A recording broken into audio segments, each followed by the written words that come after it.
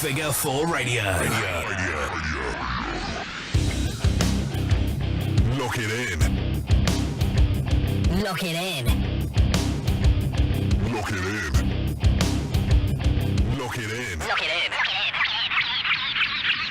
Figure 4 Radio. Hello everyone, welcome to Figure 4 Radio. It's the Mastermind Ollie Spring. Got Kai Brown with me today. Good, hello. And joined by the owner, promoter, main man of Exposure Wrestling, Nigel. The Vince McMahon of Exposure Wrestling. Yeah, how you doing, man? I'm good. You? Yeah, all good. So we had LuchaMania 3 today, almost a year to the day since we first came up. I think that was our trial, wasn't it? Yeah. The last. I think it was. See how you got on, wasn't it? Yeah. And I think Kai, we obviously smashed it. We're still here. We smashed it because we're still here. How was the show for you, Nigel? Did you enjoy it? Yeah, it was okay from what I saw. I was behind the curtain, so yeah. Oh, okay. I don't see too much when I'm back there. That's fair enough. Kai, did you enjoy the show? I absolutely love the Luchas. As you well know, I'm a big WCW guy. Basically, the Rey Mysterios, the Juventud Guerreros. Absolutely amazing. So, this is my kind of era, if you will, and my kind of wrestling. I absolutely love it. Yeah, for sure. It pops from start to finish, to be honest. So I'm going to tell the story of Figure 4 Radio for a while. So we got our t-shirts made 4 years ago. We took our t-shirts out to Collectomania Milton Keynes.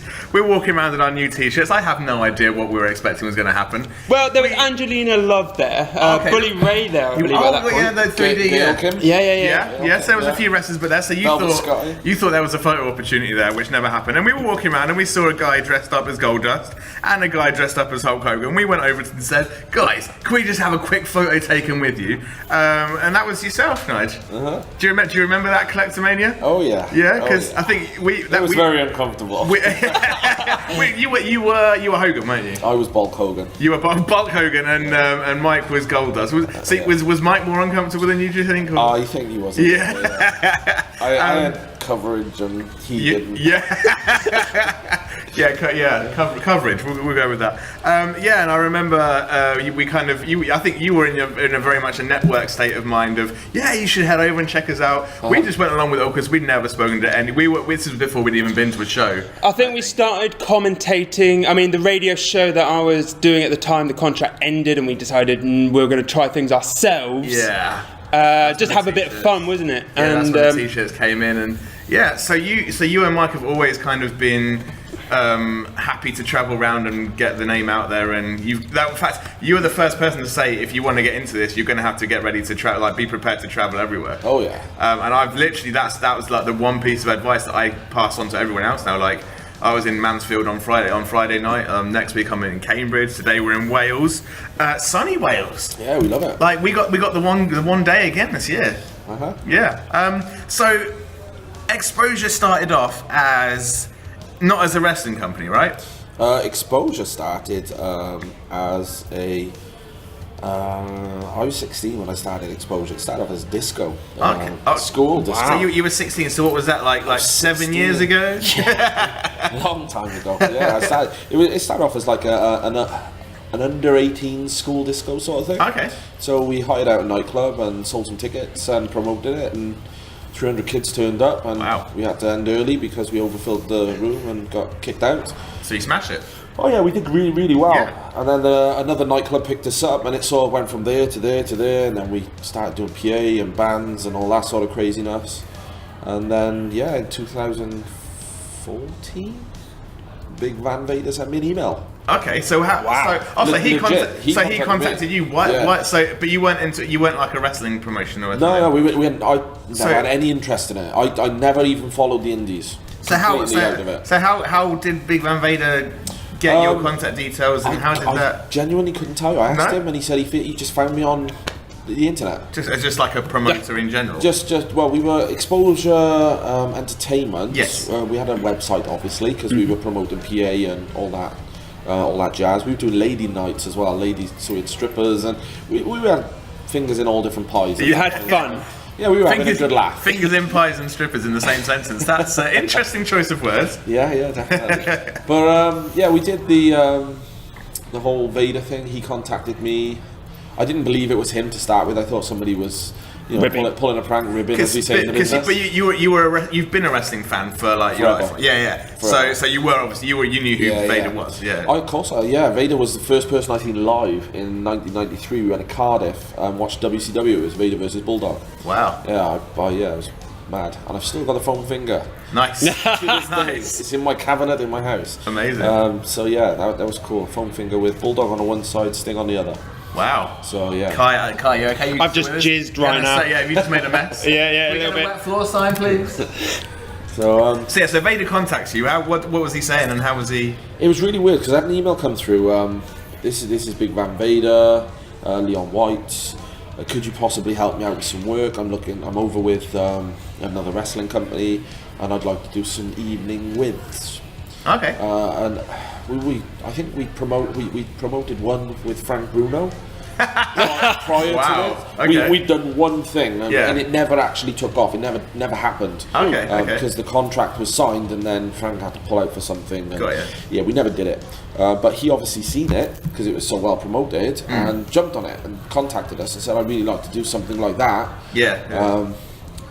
Did you do a one night with Van Vader? He Skyped me. I was in my office, and he said, "Are you free to talk?" So this is what I thought. This has got to be a rib. I'm going to turn the camera on Skype. Now I don't use Skype, but I downloaded it specifically for him. Yeah.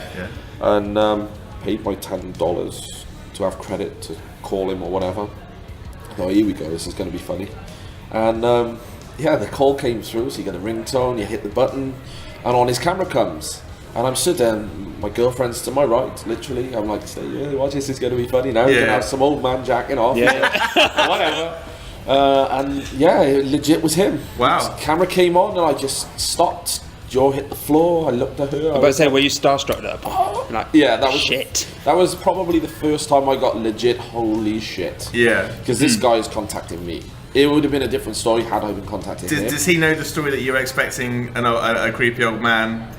Yeah, I told him. Yeah. I told him when he came over. I said to him, when you first messaged me, I thought it was a joke. Yeah.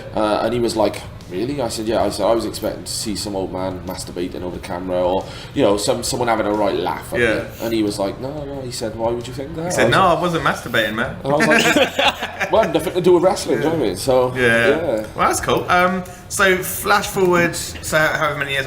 So you kind of then went into just bringing people over, right? So we become like an agent. Yeah, we kind of then set the second time we met you was when you brought Robbie E over, and that was when we put two and two together that you were the dudes at Collectomania like a year or two before. We were like, holy fuck, because like when we first met you then, we literally had no concept of getting into a business. We were just two marks just walking around in shirts. Just having fun ourselves, weren't we? When I think when you met, we were promoting Rikishi and Too Cool. I remember that. Flyers out and just plugging it, because we did. We come from Milton Keynes straight to Cardiff to the WWE show, and we went into the WWE show in the dress up. Nice. Which was hysterical because people actually believed that Mike was Goldust. And did anyone believe you were Hulk Hogan? No.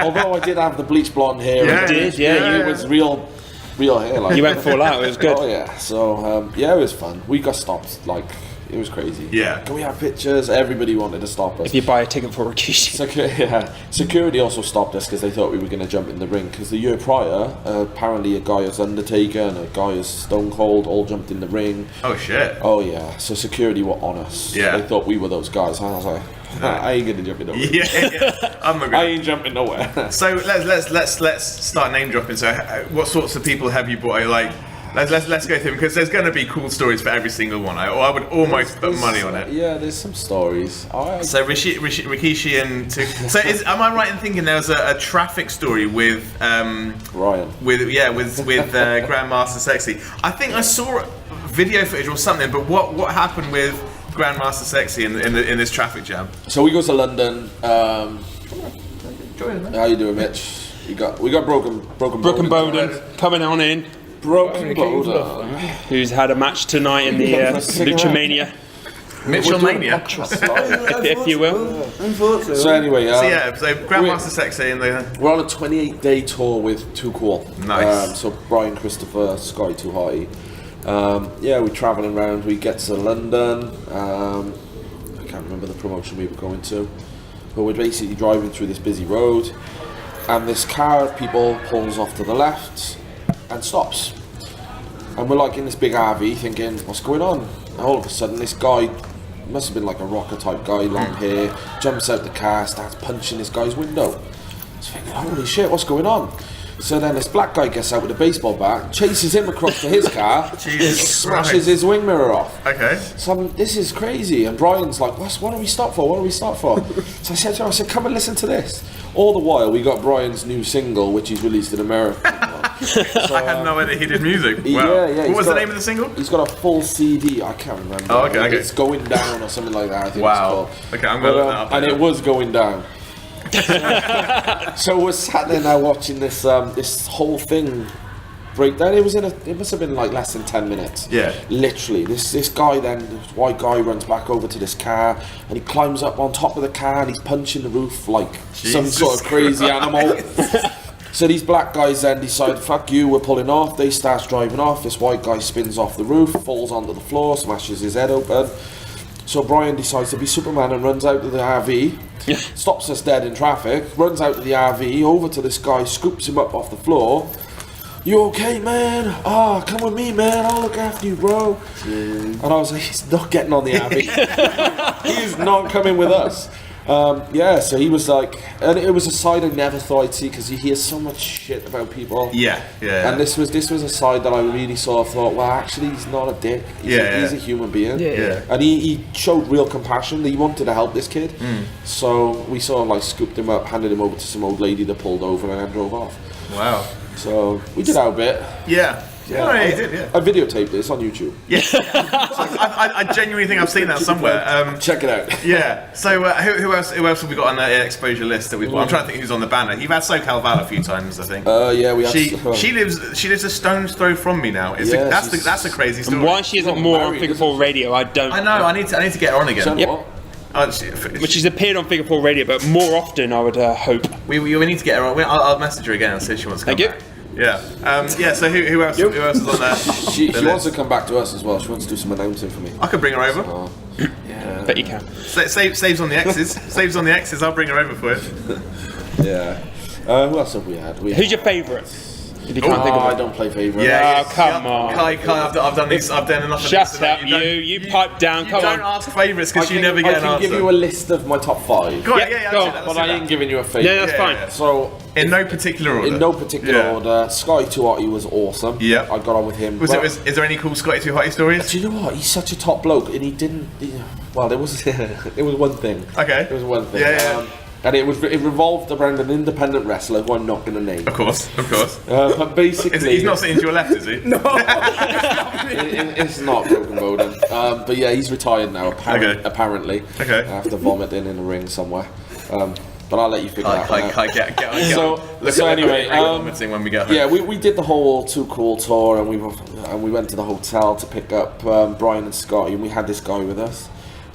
Again, there's another video that's out there which shows how much they did not like him. Basically, find Nigel's YouTube videos, I guess. Find his archives. Brian didn't have the best night the night before, so he basically contacted this guy who literally from the minute we picked the guys up was marking out. Yeah. Really, really badly marking out. And that's a term I hate using, but it's the truth. So Brian sort of thought, well, I'll take advantage of the situation. Hey man, can you want to come and hang out, blah blah blah. So all of a sudden this independent wrestler's messaging me, I've got to go to Cardiff, I've got to go meet this guy, he wants me to go there, can you take me? Dude, it's 2 o'clock in the morning, fuck off. Yeah. So he messages my partner Mike. Mike's like, dude, I'm asleep, fuck off. Business partner. You want to mess about with us, yeah, business partner. Yeah. We're really close. So, hey, you never know. How did he squeeze into that Goldust costume? Oh yeah. Lots of lube. But yeah, we basically both of us told him to fuck. Yeah. Sling it like. You can swear, it's cool. We told him to fuck off. Yeah, we told him to fuck off. Yeah.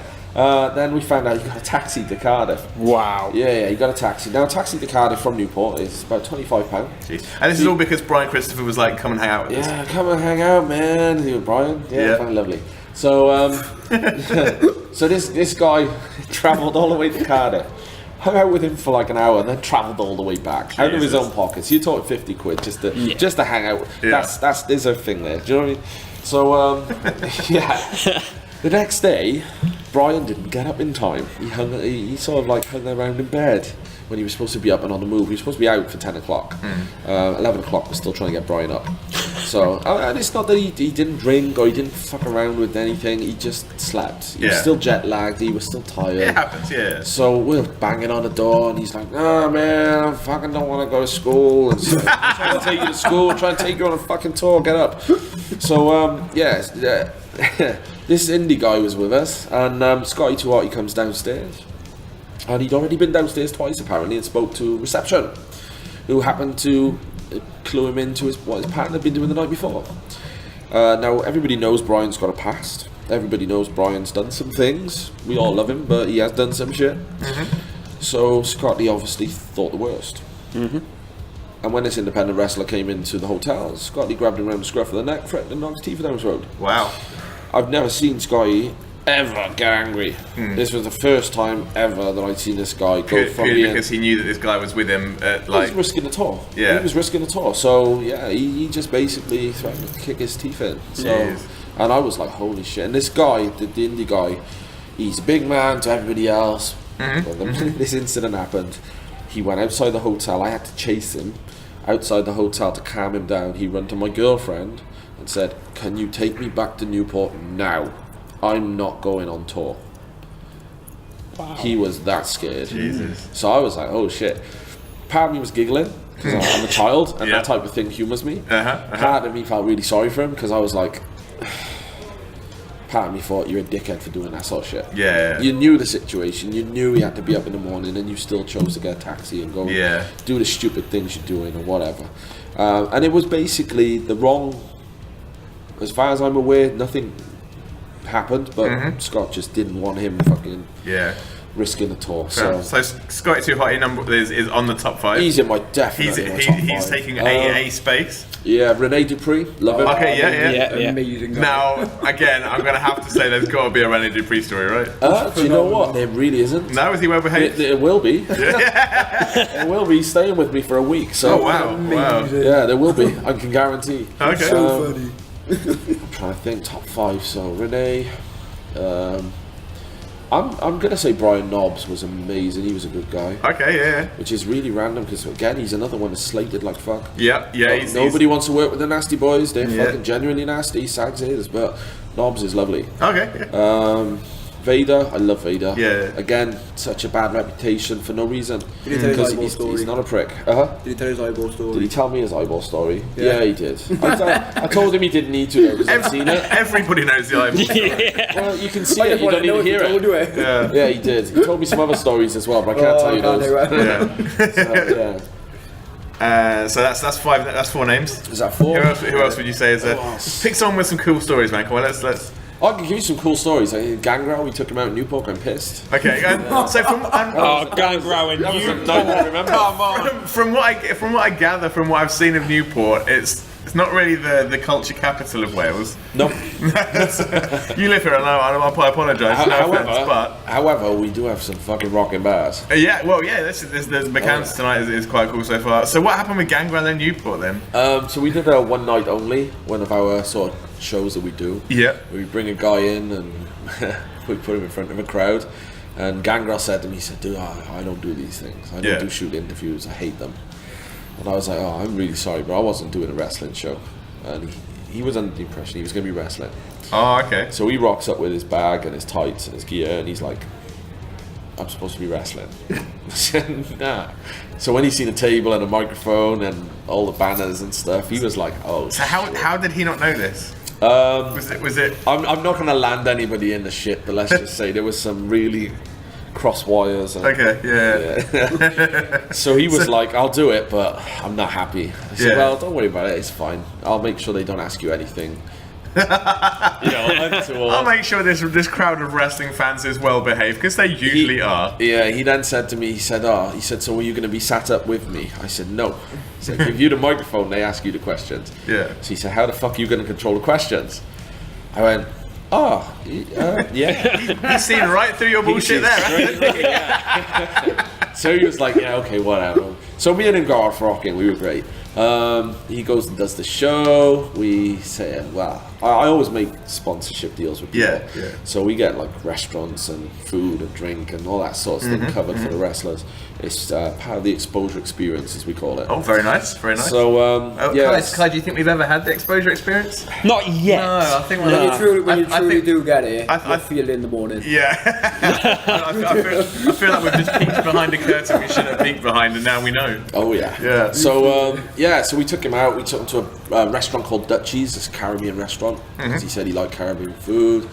The place has done it really nice. It's got all wood and reggae music and stuff. It's lovely. Wood and reggae music. That's Caribbean restaurant. There you go. That's it. And rum. What more do you need? What more do you need? Yeah. In Newport. Yeah. However, right. So Gangrel, he doesn't drink rum. So I tried to get him to take a rum. He wouldn't have a rum. So he said, the only thing I'll drink is wine. He said, because I can't drink anything else. Fair enough. I'm like, fair enough, okay, we'll do you a wine. So I get him a bottle. He wasn't happy. He wanted a glass. Okay. So straight away, he was like, dude, you're going to fuck me up. So he knew from the get-go what he was in for. Were you trying to get him fucked up? Oh, yeah. No hesitation. It's part of the experience. So, Kai feels the experience. Say no. Yeah. Say no. so we took him, where did we take him? We took him to the Meze Lounge in Newport. It's closed now, it's no longer open. Is that because of Gangrel? No. They just, whatever. But anyway. Bloodbath. Yeah, bloodbath, yeah. So yeah, we took Gangrel to the Meze Lounge. We got him a wine. No, we didn't. We took him to Dutchie's first, which is another Caribbean bar, rum bar. Yeah. You just said Dutchie's, though. Yeah, I think so. Dutchie's. Yeah, you just said was it Dutchie's. Rooties? Rooties, Rooties is the other. It's a rum bar. Okay. Dutchie's is a It's a full rum restaurant. bar. Yeah. Rooties is a rum bar. Go ahead. Honestly, they So make it you good, got they do. stacks of rum bottles on the back wall. It's just nuts.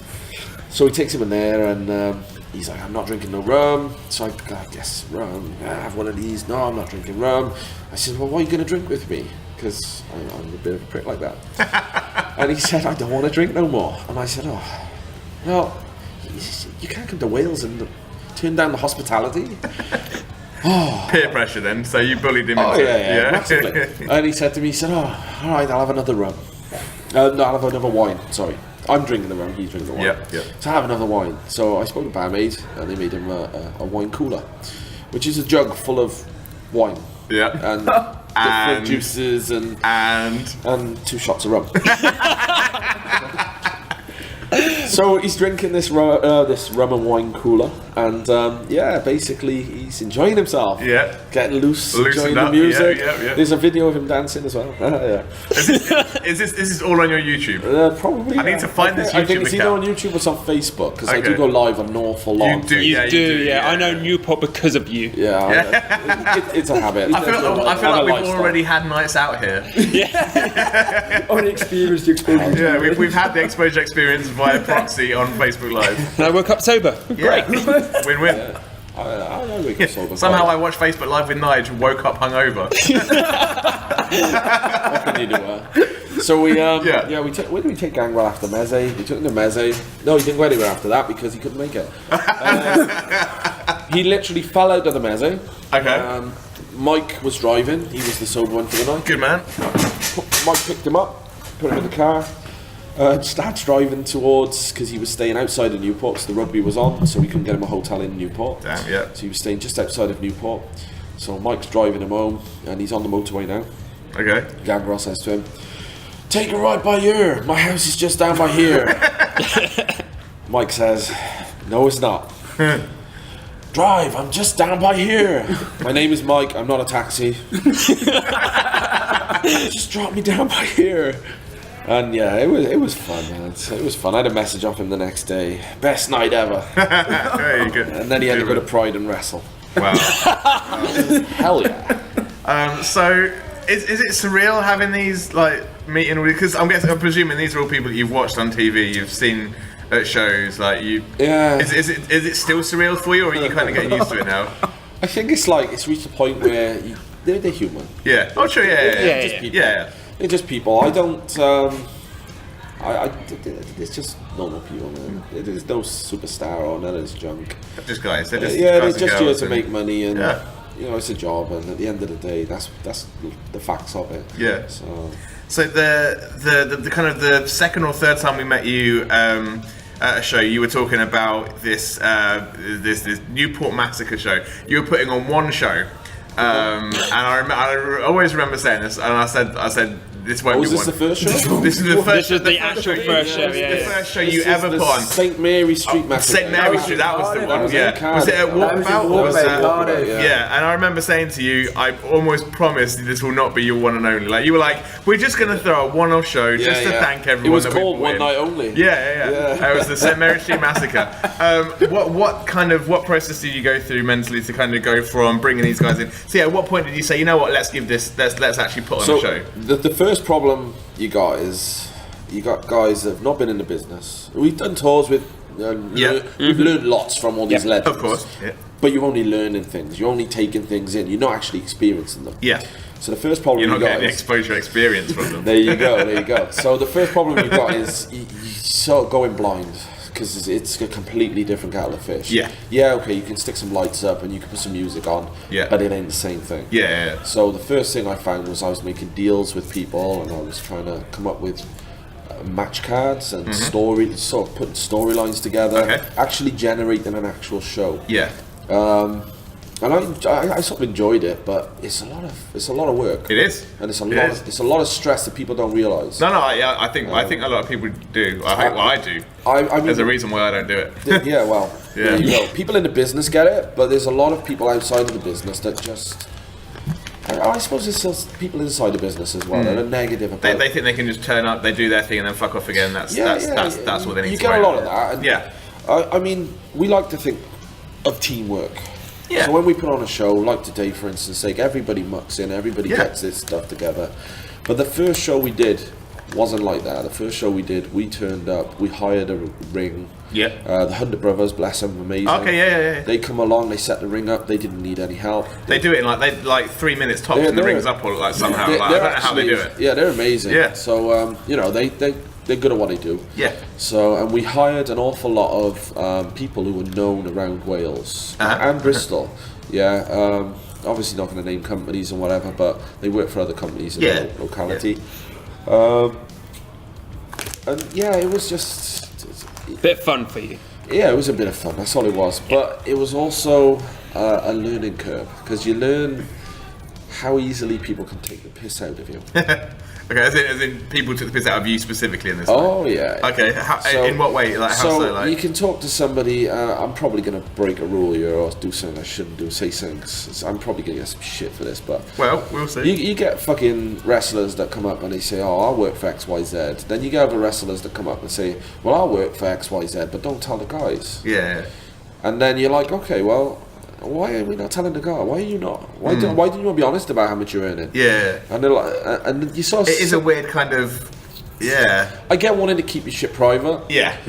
But when you're taking a piss out of a promoter who doesn't know what he's doing, Yeah. that ain't keeping your shit private. True, That's being yeah. sly, sneaky, and devious. Yes. I've had a position where I know that somebody that does a similar job to me but doesn't have the experience or the equipment that I have, when I hear that they are trying to charge like an extra £10 or £20 on top of what I charge, there's a part of me that then wants to do that thing and say like whispering the promoters, but at the same time I don't want to be that prick that kind of tries to get someone like still lose someone else's job.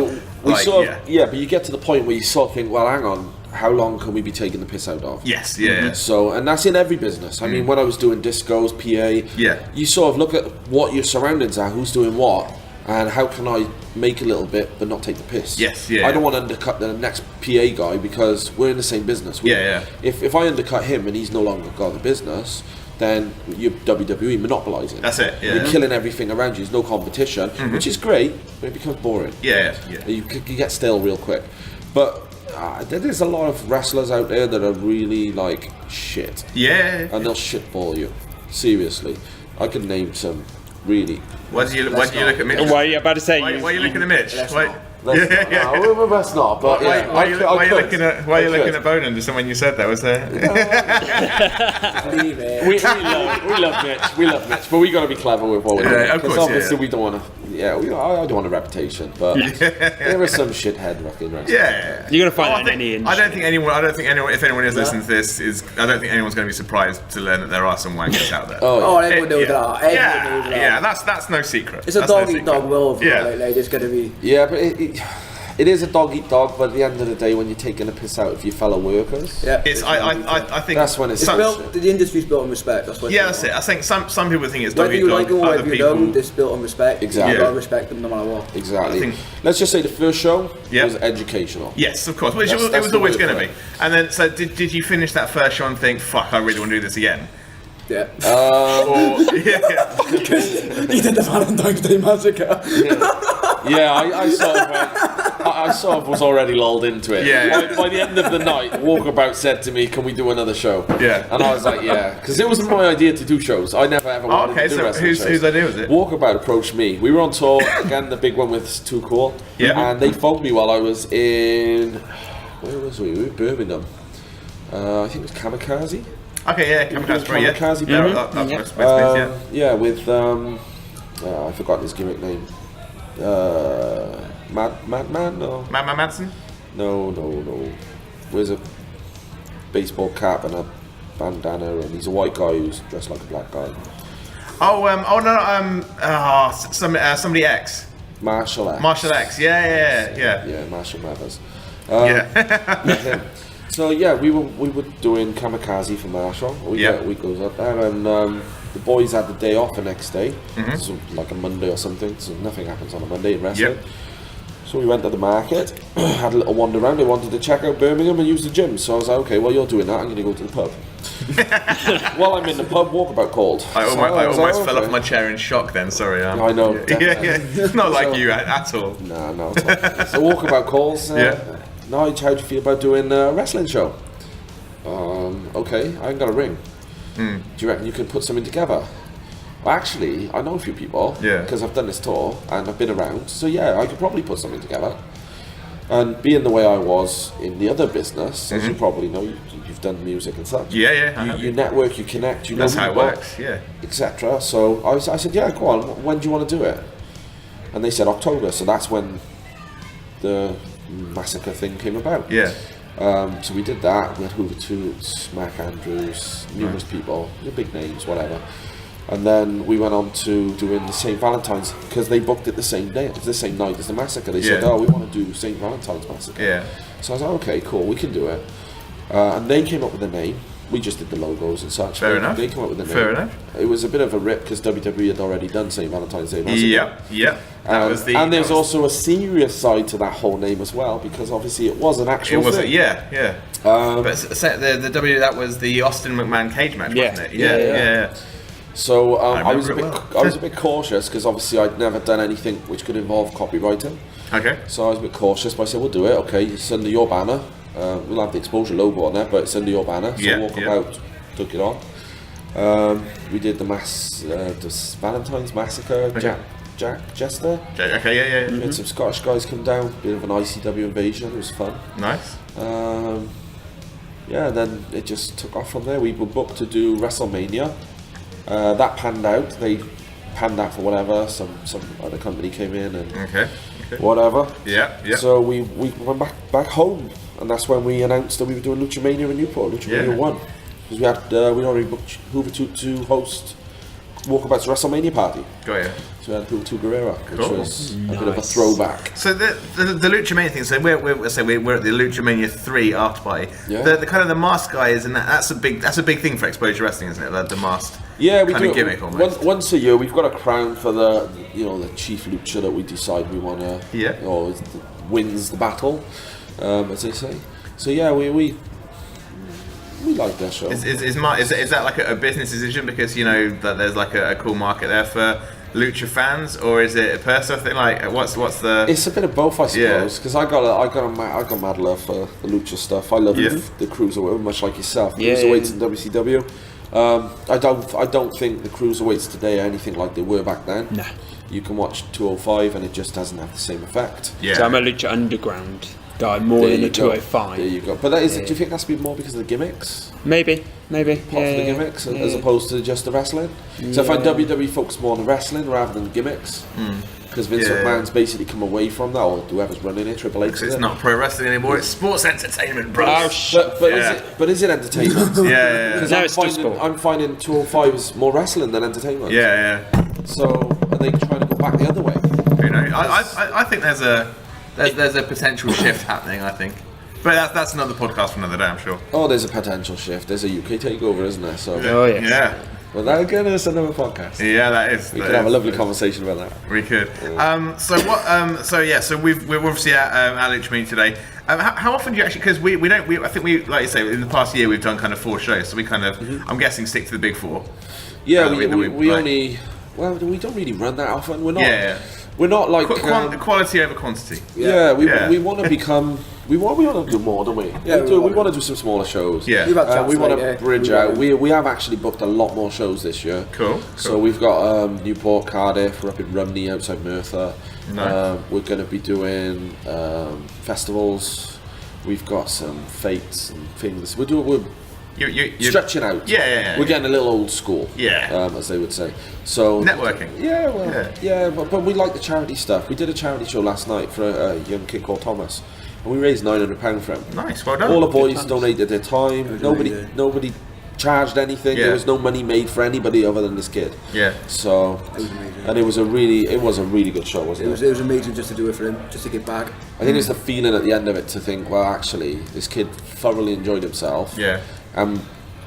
In fairness, we don't know how long he's got. He's literally knocking on the door. Yeah.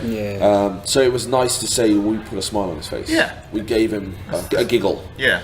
Do you know what I mean? And his parents were so happy that he was smiling and enjoying it, and he loved it. Not miserable. So it was such a good job. And I was with the training academy we work with, which is Knockout Pro Wrestling. Yeah. So I've been paying them, and it was really good. Oh, well, there was 120 people on there. Yeah, 120, Wow. It's not a bad job, 120 people yeah. for a charity trainee show. There you go. Wow. No stars. There was no star names. I There mean, was nothing. that's kind of Sacrifice Pro in a nutshell. I'm not going to put them over too much, but that's my home promotion. That's what we do. We charity shows once a month, and That's your home promotion. My home promotion is actually that's true. Exposure. We're actually at your home promotion, I guess. Yeah. I think